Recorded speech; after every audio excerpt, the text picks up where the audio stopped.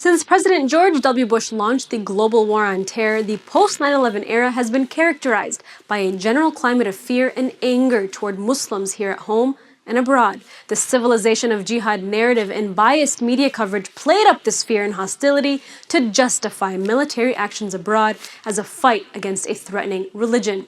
But this manufactured anxiety was merely a distraction from the true impetus for any conflict: control over resources in the Middle East and Africa. Smokescreen or not, though, for the past 15 years, these emotions have manifested themselves in institutional policies that view American Muslims as a threat, and they are treated as suspect when doing just about anything. Muslims have been positioned as the boogeymen of our time, and as an industry, Islamophobia is worth upwards of hundreds of millions of dollars. And of course, the politicians who profit from war have jumped on this bandwagon to grab their share of the pie. Even our would-be leaders fan the flames of Islamophobia to court voters. Donald Trump, in particular, has built a campaign around constitutional flouting promises to protect Christianity, monitor mosques throughout the country, and close the borders to Muslims from around the world. Now, last year in particular saw a marked increase in anti-Muslim bigotry and hate crimes in the wake of the ISIS attacks in Paris and the San Bernardino shootings. Women and girls in hijabs were targeted for attack, mosques were firebombed and threatened with bombs, and armed protests were held outside of mosques aimed at impeding Muslim Americans' constitutional right to freely worship. All in all, 2015 was the worst year for anti-Muslim bigotry and hate crimes since 9/11.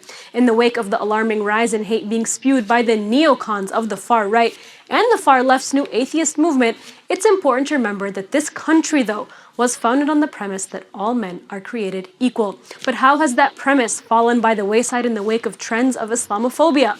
Here to answer that question and talk about the dangerous attacks on American Muslims' First Amendment and constitutional rights is Isa Hodge, a member of the American Muslims for Liberty and a defender of the Constitution for all Americans and host of the super funny political comedy radio show, A Muslim and a Catholic Wake Up in Merica.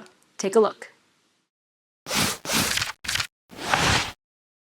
The Founding Fathers wrote the Declaration of Independence, and we all know that it says that we hold these truths to be self-evident, that all men are created equal, that they are endowed by their Creator. And I think that that second part of the sentence there is something that a lot of Americans either fail to or purposely ignore, or they just don't know.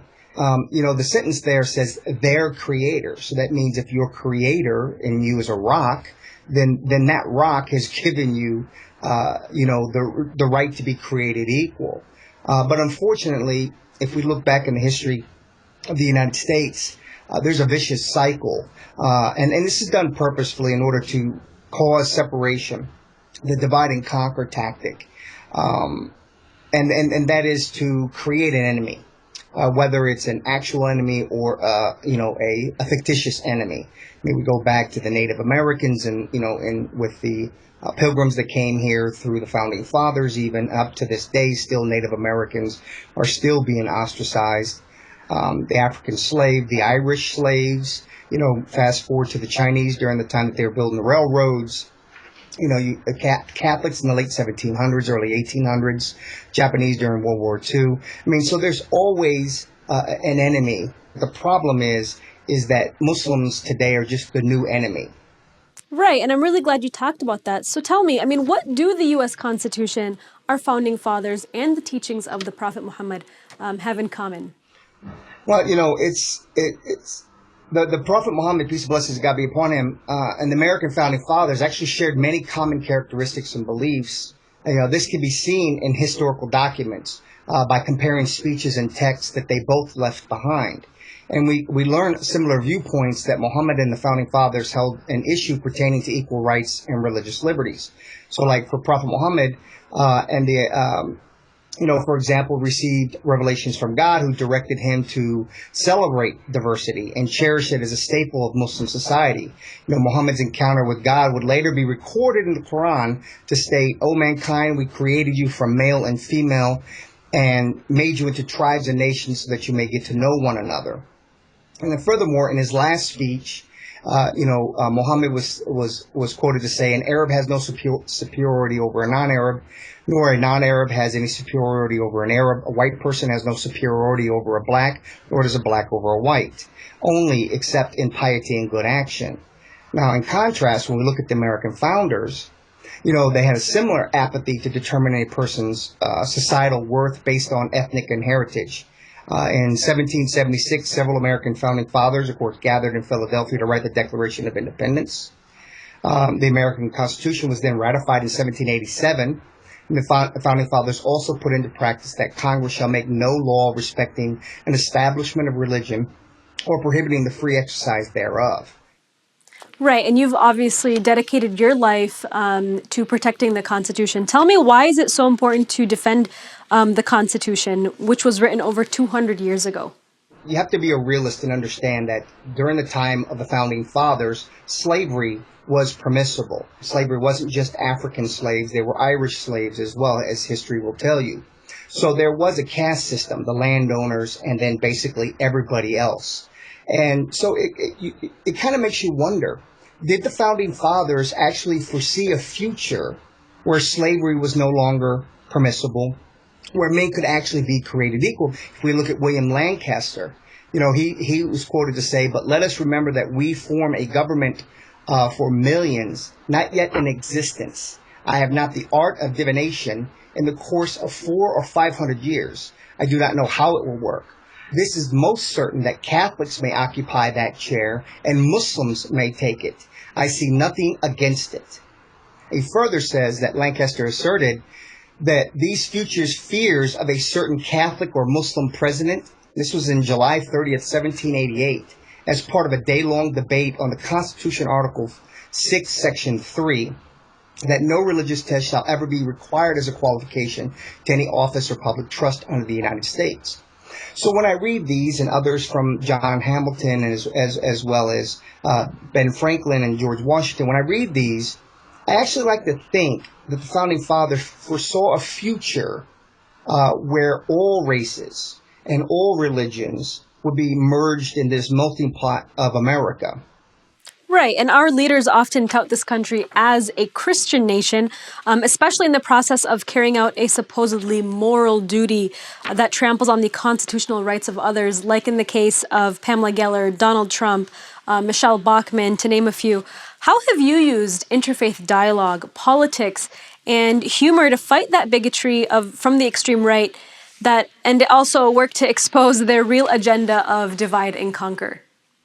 Well, first thing I would like to address is this Christian nation ideology. I mean, there is in the First Amendment, an establishment clause that prohibits any religion from laying claim, and it is further proven through legislation the Founding Fathers did. This is clearly not a Christian nation, though it was founded by agnostic Christians themselves, but even they had issues with the Christian faith itself because of the persecutions that they received in England. This is basically a history lesson here.